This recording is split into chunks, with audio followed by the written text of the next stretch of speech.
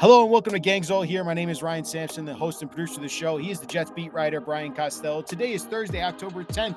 The Jets have a new head coach this week after firing head coach Robert Saleh. We'll break down that decision, Woody Johnson's comments on the decision to fire Robert Saleh. We'll talk about Aaron Rodgers and what happened there. We'll talk about Jeff Ulbrich as new head coach and how this offense is going to move forward. And we're going to break all that down here and talk about a Jets-Bills game coming up on Monday night for first place, believe it or not. If you stick around and watch Gangs All Here. Before I get to anything else, Coz, how you doing, man? Tired, Ryan. Tired. Been a long week. Started with a flight, cross-Atlantic flight, and hasn't stopped since, I don't think.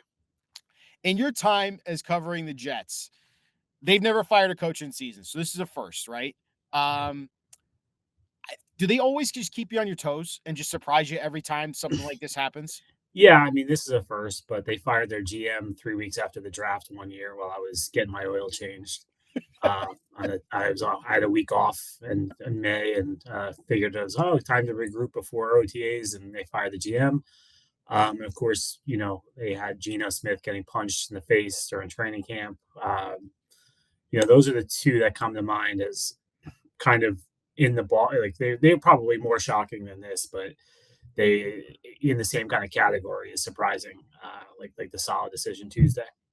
It's just been a whirlwind of news. When we went live after the decision on Tuesday, we got your reaction, and we're going to start off with that on kickoff now to really discuss this more and what happened and what went into this decision. So, Coz, now that you've had a couple days to kind of process the information, mind you, there's still more and more coming out every single day, but now that you've processed what's happened here, what are your overall thoughts on the Jets and Woody Johnson deciding to fire Robert Saleh into his fourth season, only 5 games? It's not really just processing, Ryan. I've talked to a million people since we talked, right? So I've been reporting since Tuesday, which that really shapes my opinion. I don't really care what other people are saying. I think it's a desperate act by a bad owner of a bad organization. I don't like this. Is good organizations don't do this. Pittsburgh Steelers don't fire coaches 5 games in. The New England Patriots don't fire coaches 5 games in. Green Bay Packers don't fire coaches 5 games in. Go down the list of what organizations you think are good. I just don't see how this changes anything. And like I think I said Tuesday, I view the Jets as a 10-7 team coming out of training camp. I still view them as a 10-7 team. They're going to win some games. They've got talent on this roster, so I do think they're not as bad as they've looked the last 2 weeks. Vikings are a very good team. Broncos are a very good defense. And, the Jets played poorly for the Broncos game, and they played poorly the first quarter and a half or so against Minnesota. So, it looks bad right now, but they're going to win games. And I know the narrative is going to be, the coaching change worked. They won these games, but I think they would have won them with Robert Saleh. I think they'll win them with Jeff Ulbrich. I don't think this really changes anything. So it seems like you really haven't changed, not, I wouldn't say mindset, but your opinion on the move itself in the 2 days after about what Woody Johnson decided to do here. No, I just don't think it makes any sense. I don't think they're that bad. Like people, oh my God, they're horrible. They lost 2 games by 7 points. I've covered games here where they lost by 40 points and things like that. Like those are the ones that are horrific. Now the Broncos loss was bad. I get it. That one looked bad, but the Vikings loss to me was not as horrendous as people are making it out to be. Vikings are 5-0. Like they're a good team, and the Jets had a chance to win the game. If Aaron Rodgers completes a pass to Garrett Wilson down the sideline, they win that game. If Greg Zuerlein makes a 50-yard field goal against the Broncos, they win that game. So I just don't see the desperation to make a move like this. It really just totally. I don't know if people know the effect it has like on a team and a building. Like it's pretty drastic. So I don't see the point of it. The play calling change is a much bigger deal to me. Now that could have an effect that you could see a change on the offense by going to Todd Downing. I think Saleh was going to do that. He was planning on doing that anyway. So, that's a real change to me. Like, I think that has a bigger effect. I know it sounds weird, like the head coach, but I don't. Ulbrich is Saleh light to me. Like he's kind of the same type of guy. He's very positive. He's not going to be a disciplinarian on these guys. He's never going to criticize a player. Like that's just who he is. So I don't think that they're getting a drastically different personality in charge of the team, different voice, which maybe they think they need. Um, but I don't think all of a sudden you're going to see them not commit any penalties all season or something like that. So, but the play calling change is drastic. That's something that's different. That's changing the offense, and I don't know how Todd Downing will do. People talk about his time in Tennessee. They had Derrick Henry, so I don't know. It's hard to judge, what he was able to do there because Derrick Henry's so good. Yeah, I mean, so there's a lot here, Cause I do want to reference before I do some follow up questions here. I do want to reference what Woody Johnson said to you guys, or I should say, Ambassador Johnson said to the media. Uh, Please, yeah. I'm surprised I don't want to call him the supreme leader. Man, there's a lot in there. But let's say this is what Woody Johnson said to you guys on a conference call after he made the decision to fire Robert Saleh. Quote, "We need to find ways to win, and we're not going to find these ways by doing the same thing over and over and over. This change I made, I believe, will bring new energy and positivity that will lead to more wins starting now. It's not just the last two games that has precipitated this decision. It's a longer time frame. I've had a couple of years to think about this. I just think we can do better. This team can do better as we have this new leadership that's going to be getting the best out of these players. I really feel confident that's going to happen. This is a new day for the team and a new day that's welcome. I think they're going to go to a level that we haven't seen in a while." Kaz, we saw the statement he released. We heard him talk to you guys over the conference call. Those quotes, you say you don't think it's going to be any different. It's going to be that play calling is what's the biggest change right now. Yeah. Saleh was going to make that move from all indications. Why not let him make that call and continue to let this ride? Is this a moment of Woody Johnson truly didn't get to hire Robert Saleh? This was his brother when he was over in London who made this hire. He gave the blessing, but if you believe what Adam Schefter's reporting is that Woody Johnson never really felt comfortable with Robert Saleh as head coach, and this was not his hire. And the ultimate question here, Kaz, is why wouldn't you make this move in the offseason when there were already rumblings about Robert Saleh off last season's, 7-win season? If you were willing to fire him 5 games into the season this year, like why make this move now when you could have made it in the offseason? Yeah, I don't know. I mean, that's the question, right? It's Woody. I think he got annoyed at the Denver loss. I heard he lost his mind after that game, was, raising hell in the building. Like it was, looking back on Ryan Peele, did you see this coming? I thought, I don't know if I said it on here. I know I said it to Joe Beningo on Saturday when I was on FAN. I thought he had these 3 games, being the game in London, the Monday night game against Buffalo, and Sunday night against Pittsburgh. And I'm like, if these 3 games don't go well, he's going to get fired because national TV games, you could feel the tension last week. Last Wednesday was as tense as I've ever felt it in this building. Saleh had a real chippy press conference. The players were kind of not in the locker room. Those that were lecturing us about, Alan Lazar gave us a lecture. There was other guys privately who were saying like the building basically was on fire last week. So the Denver game, I think, just drove him crazy. I think he went into that game in London going, if he doesn't win this game, I'm going to fire him. I've talked to people who were with Woody, talked to Woody like in the lead up to that game, and they said, they didn't know at the time what he was talking about, but he kept saying, we got to win this game. We got to win this game. We got to win this game. And they didn't win the game. So I think that's how this went. I don't think it's great decision making. I think we've seen plenty of teams who start 2 and 3 and pull out of it. I always reference the Patriots. I feel like there was a long stretch of time with the Patriots where they would start the season slow and it would be 2 and 2 or 3 and 2. And, then all of a sudden they hit their stride and started winning games. And, remember, we're on to Cincinnati. They lost bad to the Chiefs on a Monday night. And then they started winning. So I just think it's too soon. I don't think it's really fair to Saleh. I thought he deserved a season with Aaron Rodgers. And if he didn't get it done this year, he should be gone. I don't think he would argue that.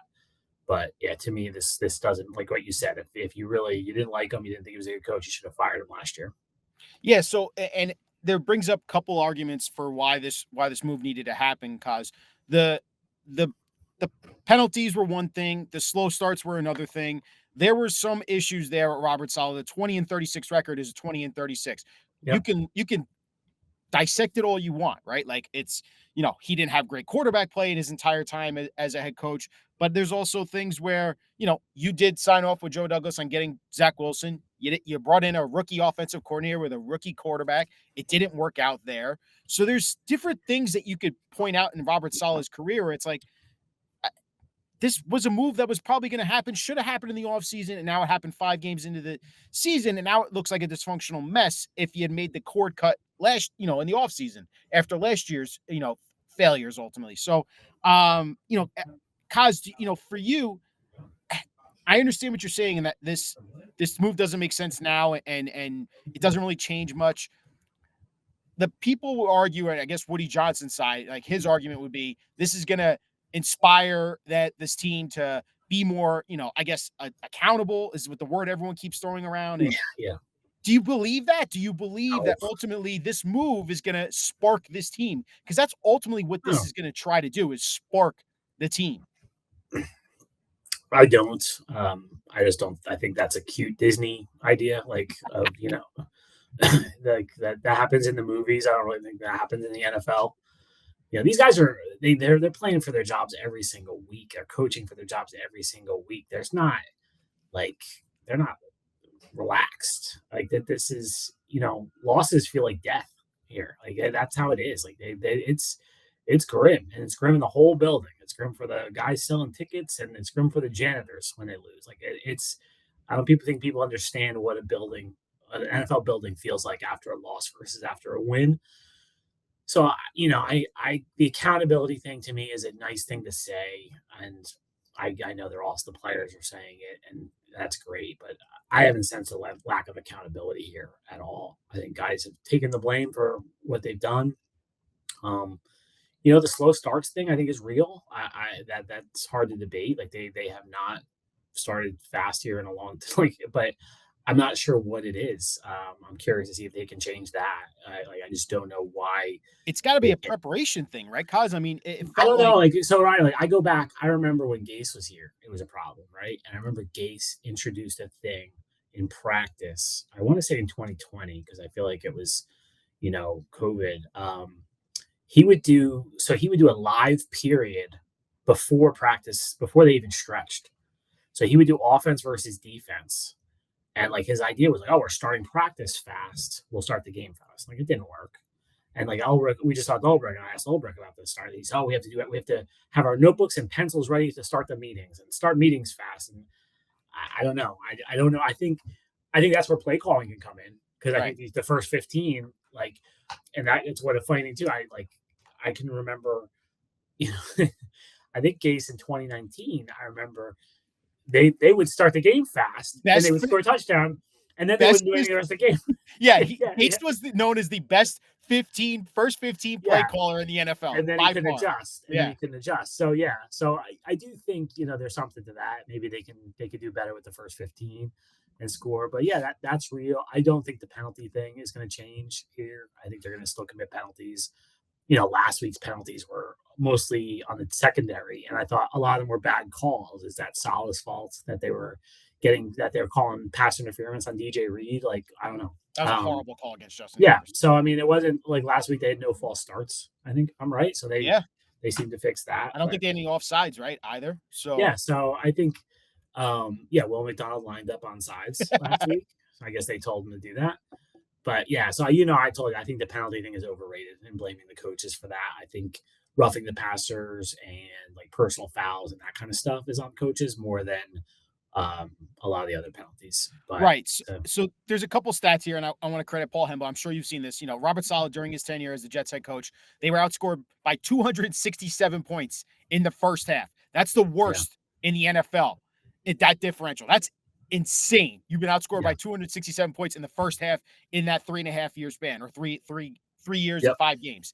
During his tenure, the Jets had 60 more penalties than their opponents. Worst margin in the NFL. I mean, those are huge indictments. Those are stats that are real right there. So that is on the head. Is that on the head coach, or is that on bad players? It's on your preparation. It's on the players. It's on all. It's a combination of all, right, Coz? Their first year was awful, Ryan. So Right. I'd like to see what it is removing the first year, because remember, they lost in New England. They gave up 50 something points in New England. They got their doors blown off in Indianapolis that year. They got killed by Buffalo that year. Like, there was some games there that are going to skew stats in that first year. So I'd like to see what it is over the last 2.5 2 years and 5 games. I think it might be a little different, but yeah, I'm not saying the guy is Vince Lombardi, but I don't think doing this is really going to change much. Well, the other thing that I saw, and I wanted And to hear those you. stats haven't changed really in 5 games either, Ryan. Those Right. stats are just after last year. So if you want to fire him after last year, Should have go fired ahead. him after Like, last year. I wouldn't The have. I media wouldn't have. penalties last year. I thought he deserved another year because he didn't get Rodgers. Right. You know, I thought he did deserve another year. But if you wanted to make the case, like, no, you can't. Like, you got to make this change now. You know, the timing would have made a lot more sense than doing it after 5 games into the season. We'll get to the Rodgers part of this equation in a little bit. But the other thing I wanted to ask you about the Saleh part is, are you reading at all into, again, I focus on the locker room too, and what players say and how they respond and how they've responded after Saleh's firing. And then you've obviously you're there today and you're going to be there. Yeah, And I talk haven't been in the locker room You yet. haven't been Though, in the since locker room yet, right? So you haven't talked to the guys like to see No. how they're feeling about this. We'll get I that. texted with some guys, but I have not been in the locker room. So the thing is people have been saying that Saleh seemed kind of disconnected a little bit on the sideline, wasn't as animated. I mean, that's just part of the game. I feel like that, and that's what the TV Who decides said to show that? you. I mean, I've seen other Jets podcasts because I do consume other media. I try to get as many opinions as possible to digest as much You information. mean, is this like about not celebrating like he did in San Francisco? Not celebrating, but so much as like his energy seemed down in that he seemed a little more monotone to start this year and wasn't communicating. But again, I think that's I think that's like not a real thing because the TV only shows you what you want to see. They're Yeah. not going to show 24/7 Robert Saleh on the sideline. You're not going to see during timeouts. He's probably barking at guys on the sideline. Hey, we got to get going. He's patting guys on the back. He's trying to coach them up. So you only see what you see on TV. You don't see there Yeah. unless you're there. No, I at think the he's been. game. I think he was as engaged as he ever was this So year. that the ultimate question is did he lose the locker room in your opinion? And you'll find No. this out later today. No. The guys I talked to were stunned, and yeah, and I even asked somebody, who's high up in the Jets, like, was that a sense? And they said no, not at all. No, there was never any indication he lost the locker room. That was not part of this at all. Okay. So that's a part of Saleh. Let's move over to let's air it out. Jeff Ulbrich now is the interim head coach.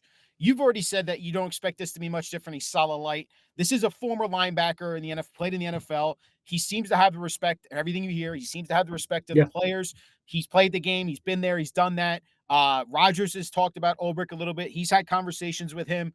So for you, is there any chance that this defense could be a little bit different style wise, and could they be a little more aggressive? Dial up more blitzes and pressures. Could they try the defense? Yeah, that's what I want to. No, Ulbricht's had control of that since day one. Okay. So yeah, no, I don't think it changes anything defensively. So what are your expectations for Ulbrich? I'm the only thing I would be concerned about is Ulbrich is now going to be doing play calling and trying to manage the game at the same time.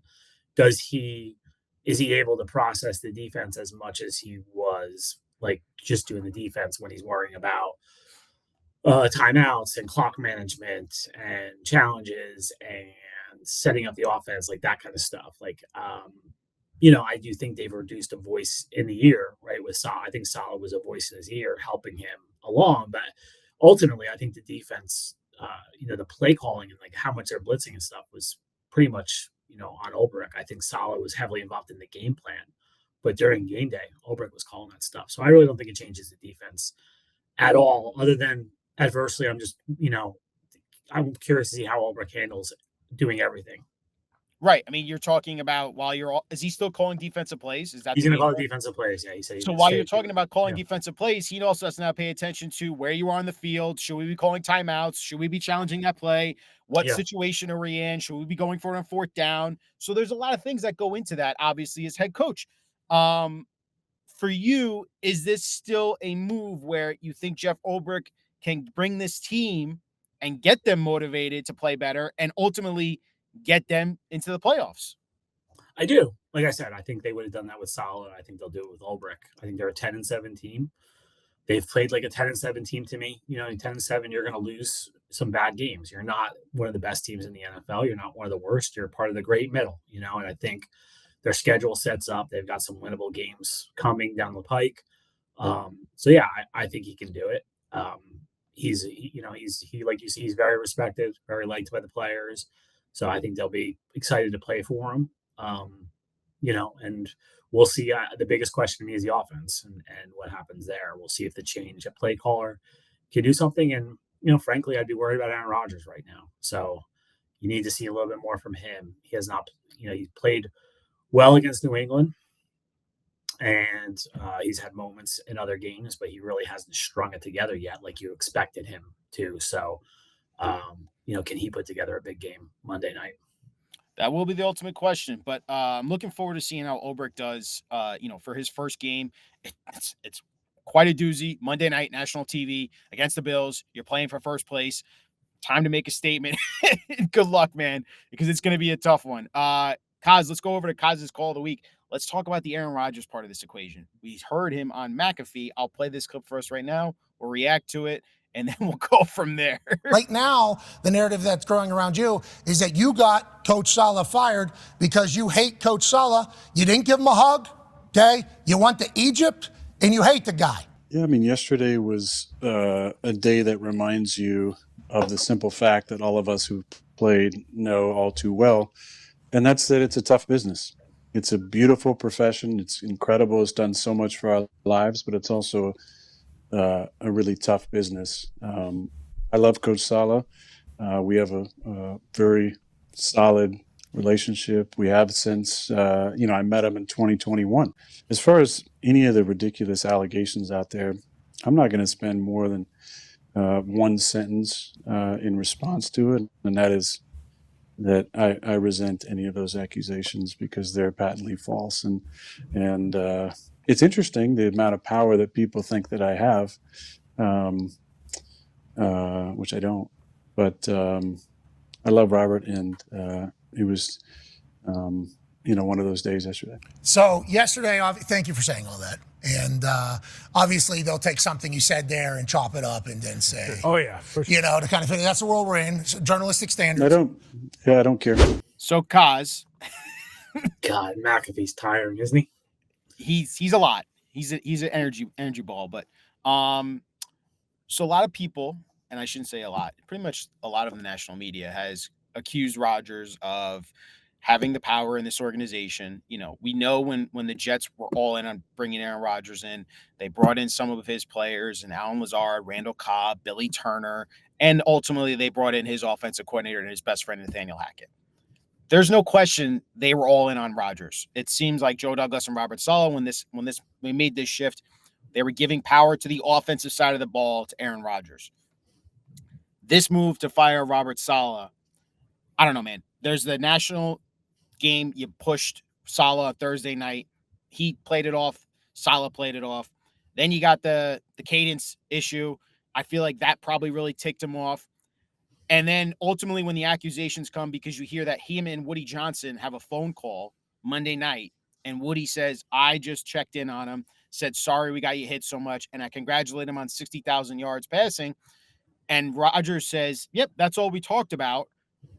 I got to kind of call bullshit on that. Like, I don't believe you there. I know you're probably doing that to defend yourself and your character and all that, but at the end of the day, and this is just my take on this as a Jets fan's cause, if you didn't believe in Robert Saleh, probably shouldn't have been the head coach, should have been fired in the offseason. Nathaniel Hackett's the issue, and the play calling is the issue, and your play overall has been the issue for the first 5 games. Just play good football. Just have a good offense. That's all we're asking for here, because the defense is balling out still. And if it's Ulbrich or Saleh, whoever's the head coach, that doesn't really affect the offensive side of the ball. So, Coz, I got to ask you, what do you think about Rodgers denying and saying, blasting, these are ridiculous reports that he wants Saleh fired?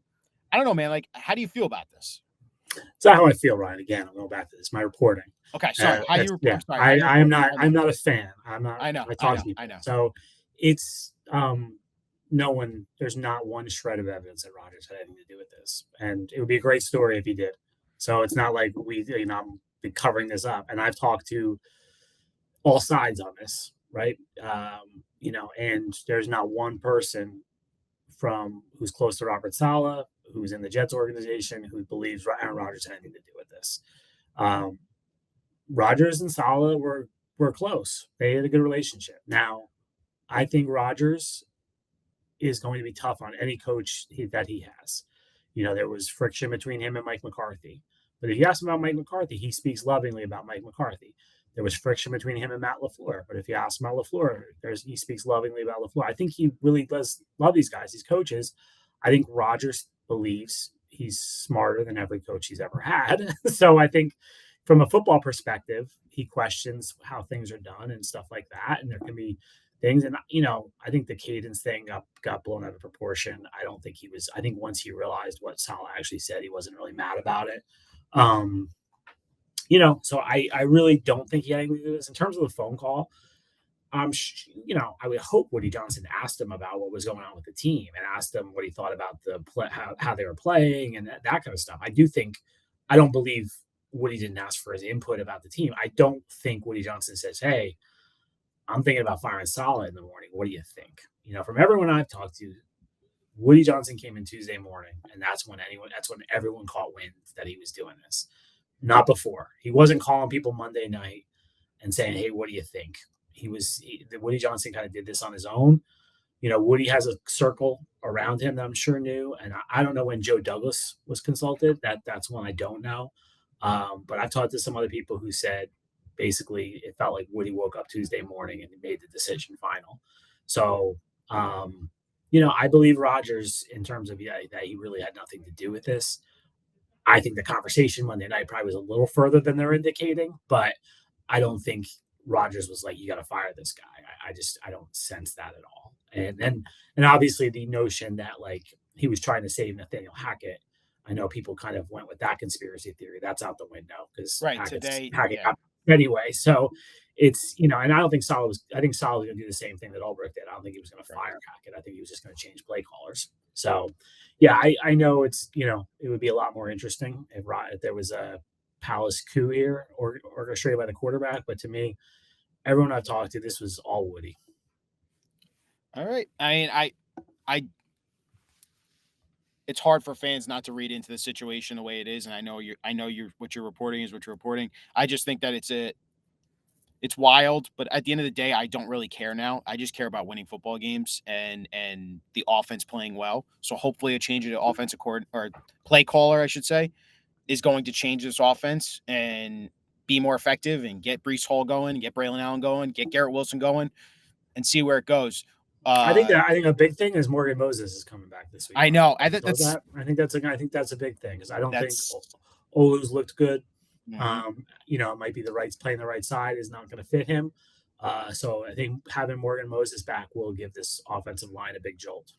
Totally agree. I totally agree. It just it's been ugly for the offense last week. The film did not lie. There was a lot of miscues there, but to wrap this up with the Rodgers part, he's just got to play better. And now he's got a new head coach and Jeff Ulbrich, new play caller and Todd Downing, and that's how the Jets are going to approach this Monday Night Football game. The question with Rodgers to me is how banged up he is, right? Right. Now Ulbrich just said hamstring today.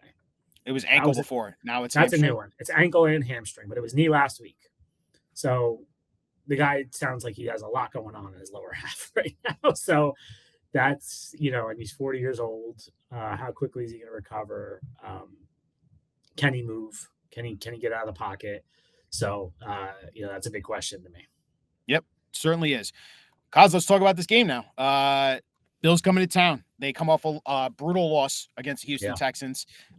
Some questionable time management from Sean McDermott last week against the Texans. The Jets obviously coming off this loss against the Minnesota Vikings in London. It's Monday night. It's prime time. We obviously are looking forward to seeing how this offense is going to play. So for you, with Todd Downing now as the play caller, is there any insight you can give us into what Todd Downing could be doing as play caller that could change from what Hackett was doing? I think he'll be more committed to the run.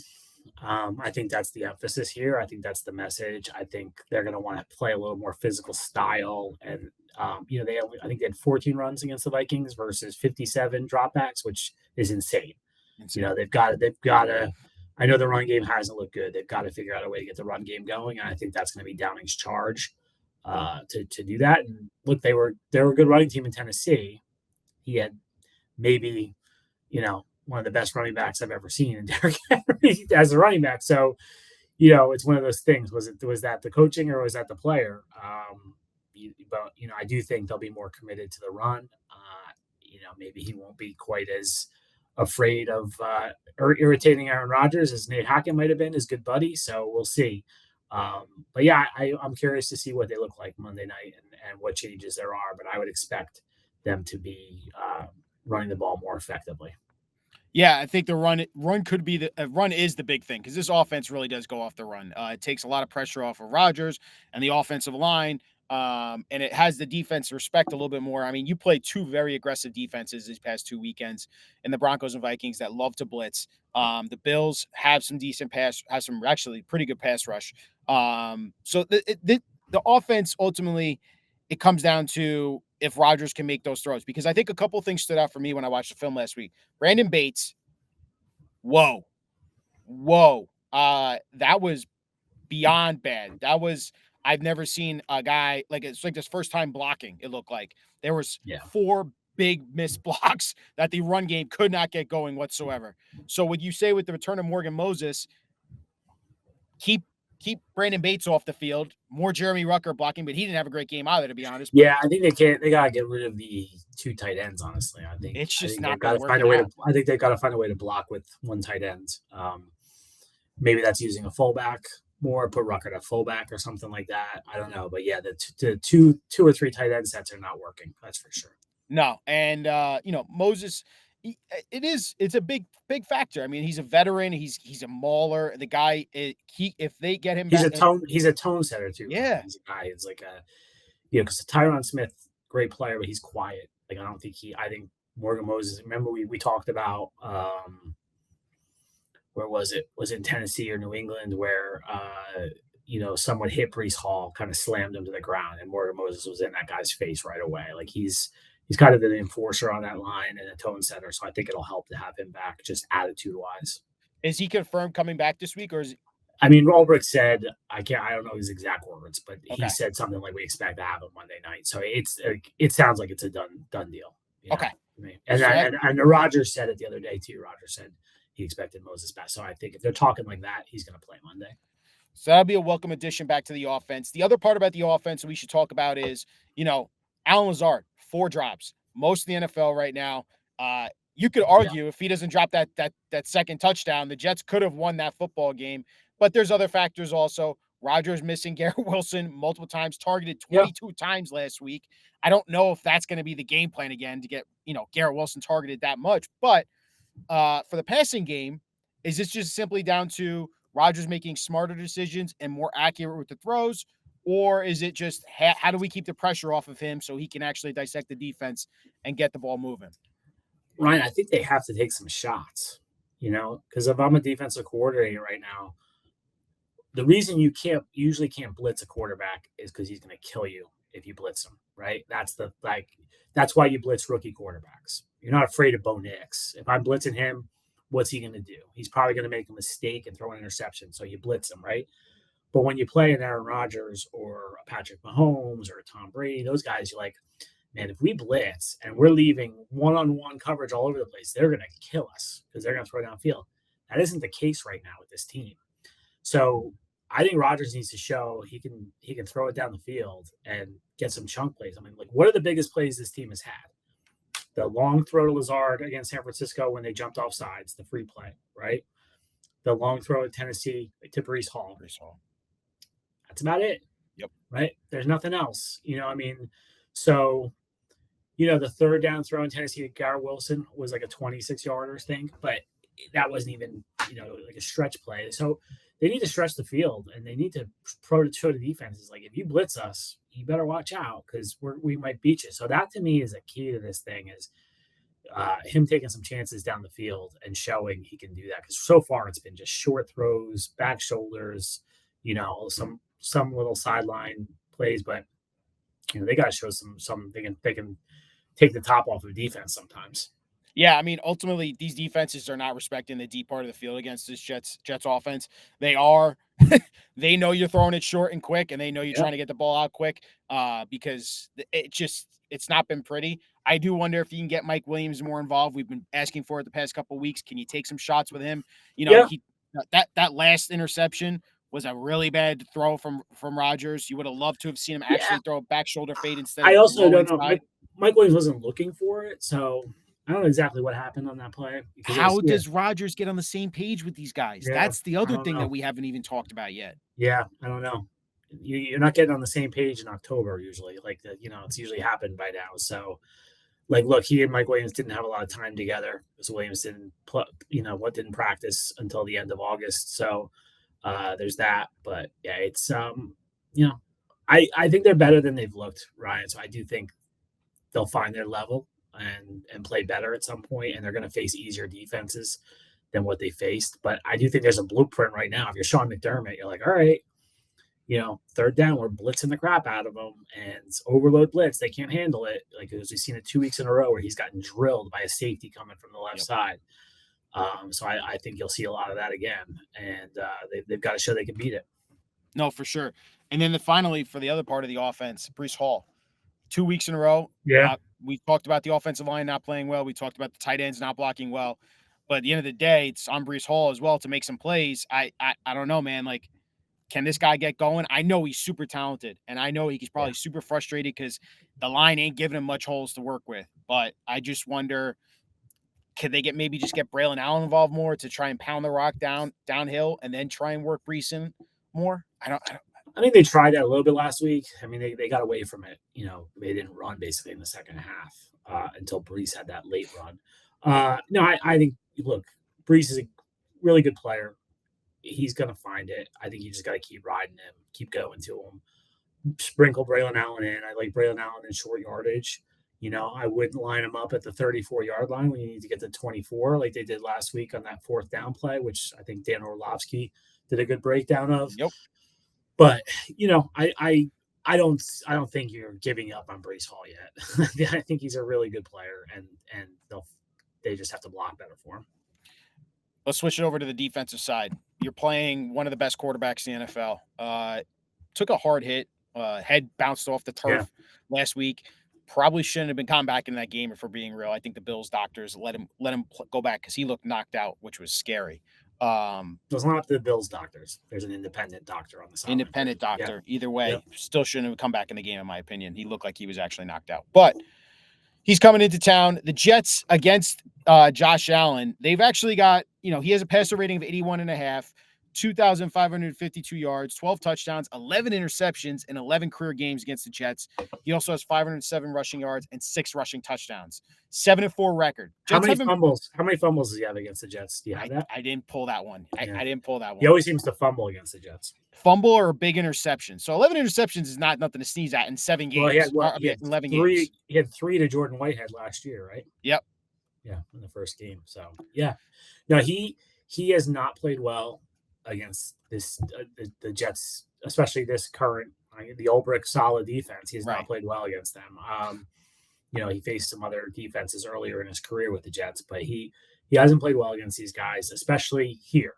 I feel like they've had a lot more success in Buffalo against the Jets than they have at MetLife because they've lost. Did they lose the last 2 here? Yes, they lost both Zach Wilson starts in MetLife.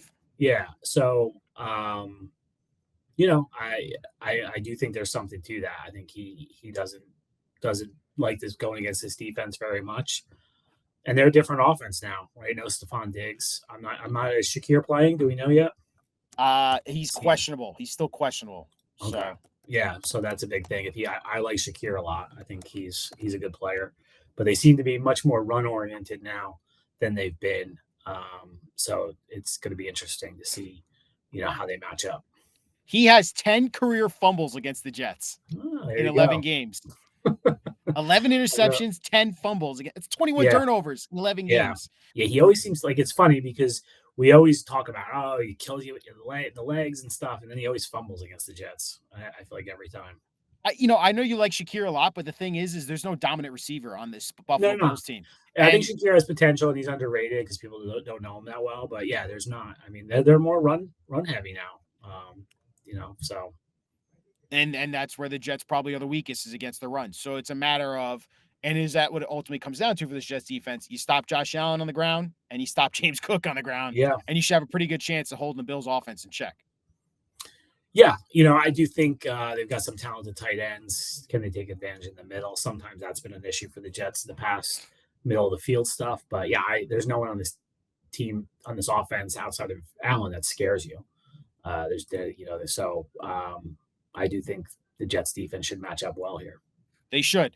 Last note, C.J. Mosley, do we expect him to make his return this week against the Bills? I don't know.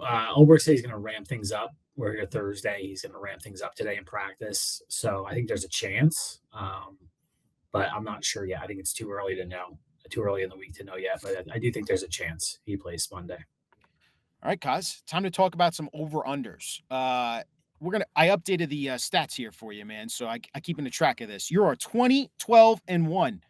You got a plus 800 units, right? Plus 8 in units right now. You got a 6-4 record. Are you putting money on this for me, Ryan, every week or what? I might have to be honest with you. Yeah. If you're plus 8 units right now, that's some good money you got right there. Coz, you went 6-4 last week against the Vikings. We both had the loss last week because we both predicted Jets win. So you are 2-3. I am 2-3 in predictions as well. We could be fired, Ryan, if 2-3 record gets you fired in these parts. So I'll tell you what, I'll have our boss Chris Shaw talk to Aaron Rodgers and see if they bring it up in conversation first. Now let's talk about some over-unders. Let's talk about Breece Hall. We talked about getting him going. Could they do it? Over-under 53.5 rushing yards. I'm going to go over. I agree. I think they're going to be so committed to the run, like they're just going to be pounding it. Now, let's talk about the other running back for the Buffalo Bills, James Cook. They have him at 60.5 rushing yards. I'll go over. Yeah, because I think that's where the Bills will have some success. All right. Now let's talk about his quarterback that's going to be running as well. Josh Allen, 34.5 rushing yards. Under. Okay. So Coz thinks the Jets could hold him in check from scrambling around and running on them. Now let's talk about Josh Allen in the pass game. Josh Allen, 199.5 passing yards, 1.5 passing touchdowns. I'm going to go over on the yards, under on the touchdowns. Okay. Coz has got him over in yards, under in touchdowns. Let's flip it over to the Jets quarterback, Mr. Aaron Rodgers. 225.5 passing yards, 1.5 passing touchdowns. Oh, those are good numbers. They're good at this. I mean, I think the passing yards is like right around that number. He hasn't thrown. So just real quick, Aaron Rodgers has not thrown for 300 yards in 28 straight games. That's crazy in today's NFL to not have a 300-yard passing game. Yeah, I'm going to go over on the passing yards and under on the touchdowns. Okay. And then finally, Garrett Wilson, 61.5 receiving yards. Over. He's got the over on Garrett Wilson. Yeah. Before we get to predictions, Coz, one quick thing. Let's not forget, Aaron Rodgers in MetLife tore his Achilles 4 plays in against this Buffalo Bills team. Is there any little bit of haunting ghouls and goblins here? This is the spooky month of October. Do you feel like Aaron Rodgers could be having any of those feelings in his mind here? No, I think we're past that. Yeah? I think the opener and then the home opener, I think he's beyond thinking about what happened last year at this point. So I think you're all right. All right, Coz. So I did say I had a surprise for you. Yeah. You had asked me before we made predictions, can we get a clip together of your predictions? I think I got that for you right here. In a 27-24 game win Monday night, picking the Jets, but I'm saying it's going to be a close one. I don't think they cover the – yeah. They cover the 4? They don't cover the 4. It's going to be 20-17 Jets. I'm going to say Jets 24, Patriots 17. I got Jets 24-10. I think the Jets offense has. Oh, you're right. You're right there with me. Right there with, but I think they got 3 touchdowns. So here. I thought about that score actually, Ryan. But you think they're going to score 24 points 3 weeks in a row? Like that's statistically. I feel like that's like the odds of a team scoring the same amount of points 3 weeks in a row has to be very slim. Keep hitting on it until it stops hitting. I think the Jets win 24-17, win by a touchdown. Can we get the tape of all your predictions? Yeah, sure. Have you picked 24 points every week? I do. 3 touchdowns and 1 field goal. That's what I always think this offense needs. You were right. They scored 24 points against the Titans and the Patriots, right? And the Patriots. Right. That's how you win football games. 24 points. If you get to 24, I think this defense can hold the opposing team to less than 24. What? What was the score? 24-17. Wow. I feel like you picked, and you flipped it though, right? You picked the Jets to win. I did. It was 23-17 Vikings. It was 23-17 Vikings. So if the Jets had scored that last touchdown, they would have had 24 points there. Yeah. I'm telling you guys, 24 is the formula for this Jets team. You win if you score 24 points on offense, or at least a combination of maybe a pick six or something, which Quincy Williams should have had that fumble return for a touchdown. Man, how do you let Sam Darnold take you down on that play? Because I gave you the clip. That's been my prediction. I'll give mine after yours, but let's see what you got. Jets are plus 2.5, so they're underdogs at home against the Bills Monday night. I'm going to go 24 points this week for the Bills, and the Jets 19. I'm taking the Bills. After I've lost the last 2 weeks taking the Jets, I'm going, I got to jump off here and go Bills 24, Jets 19. That would be very depressing to see 3 losses in a row. There'd be a lot of noise, and I guess at how it looks too, right? Who they want to fire now? Oh my God! There's nobody left. There's nobody left except the quarterback. Coz, you know where I'm going. Jets 24, Bills 14. 10-point win. Oh wow! You think Josh Allen only scores 14 points on them, huh? I think this is a tasty matchup for this Jets defense.